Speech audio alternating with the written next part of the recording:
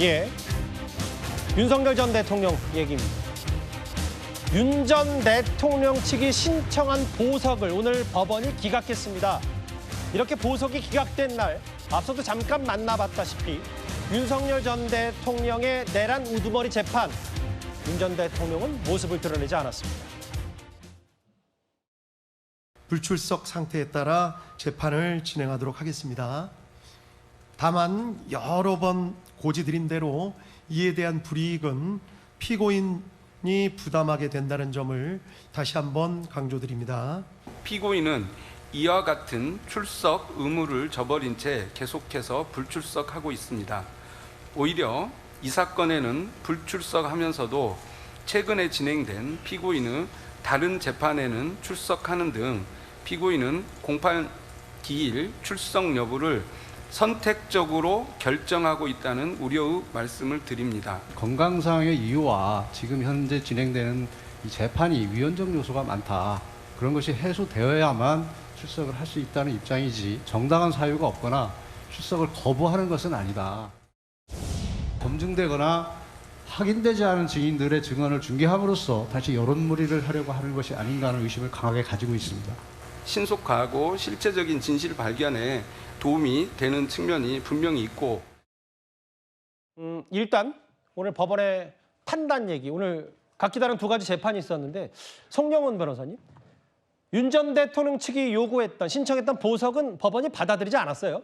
이건 어느 정도 예상되는 바였습니다. 왜냐하면 윤 전 대통령이 그동안에 계속 본인의 12.3 비상계엄 관련된 가장 주된 재판에 출석하지 않아 왔잖아요. 예. 오늘까지 해서 13번째 공판기일 불출석을 했는데 제가 지난번에도 우리 방송에서 말씀드렸지만 법원이 보는 관점에서는 결국 구속 여부에 있어서 재판 절차의 진행 그리고 재판 결과의 집행 이 두 가지가 확보되는지를 주안점으로 보게 됩니다. 그런데 재판 결과의 집행은 변론으로 하더라도 일단 재판 절차의 진행에 있어서 지금 피고인이 협조하지 않고 있다. 이렇게 평가를 했을 것으로 보입니다. 그렇기 때문에 보석은 논외가 되었을 것으로 보여요. 지금 절차에 관해서 벌어지고 있는 여러 가지 논란들은 예. 윤 전 대통령 본인이 공판기일에 성실하게 출석함으로써 좀 끊어줄 필요가 있습니다. 예. 피고인의 공판기일 출석은 권리이기도 하지만 동시에 의무이기도 하다라는 점을 누구보다도 법조인 출신인 윤 전 대통령 본인이 잘 알고 있을 것이라고 생각됩니다. 예, 이게 어쨌든 오늘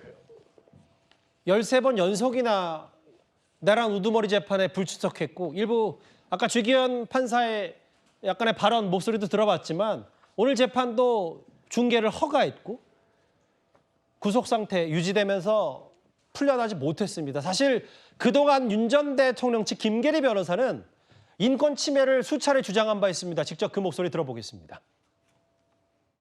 제대로 된 아침 식사를 하지도 못한 채 점심시간에는 컵라면과 건빵으로 점심 식사를 하였습니다. 또한 구치소의 저녁 식사는 오후 4시 30분이면 종료가 됩니다. 제대로 된 식사를 할 수 있는 날은 사실상 주말밖에 없다고 해도 과언이 아닙니다. 근데 이제 사실은 김계리 변호사나 최근에 이제 인권 침해나 1.8평짜리 감방 안에서 생존하긴 힘들다. 혹은 보석만 해주면 운동도 열심히 하고 당뇨식도 하면서 사법 절차에 협조하겠다고 윤 전 대통령 측이 얘기를 했는데 글쎄 이제 이렇게 되면 좀 아이러니하게도 만약에 보석이 안 됐다. 그러면 앞으로 윤 전 대통령 측이 계속해서 더 내란 우두머리 재판이라든지 사법 처리, 사법 절차에 불응할 가능성이 더 높아진 건 아닌지 모르겠어요. 보석이 기각된 것은 아마 풀어주더라도 재판에 나온다는 장담을 재판부가 판사가 확신하지 못했기 때문입니다. 이 재판 저 재판 골라서 출석하는 피고인은 대한민국에 없습니다. 다 제정한 상태에서 공판이 진행되도록 규정이 마련돼 있기 때문입니다. 예. 지금 제대로 된 조력 변호인으로부터 받는지도 의문입니다. 세상에 밥을 먹을 수가 없어서 재판에 나올 수가 없다. 그리고 빵과 건빵과 컵라면이 제공되기 때문에 보석이 인용이 돼야 된다라고 이야기하는 게 어떤 상황입니까? 이게 법리적으로 판사를 설득할 수는 있습니까? 본인의 의뢰인인 윤석열 전 대통령이 어디까지 더 우스꽝스러워져야 되는 겁니까? 이런 부분들에 대해서 판사도 설득하지 못했지만 더 국민들로부터 멀어지고 있다. 국민의 힘을 어렵게 만들고 있다. 이렇게 평가하고 싶습니다. 예. 보석을 신청했지만 법원이 받아들이지 않았습니다. 인권 침해 혹은 여러 생존 자체가 힘들다고 호소했는데도 불구하고 일단 보석 기각됐다. 저희가 준비한 4위였습니다.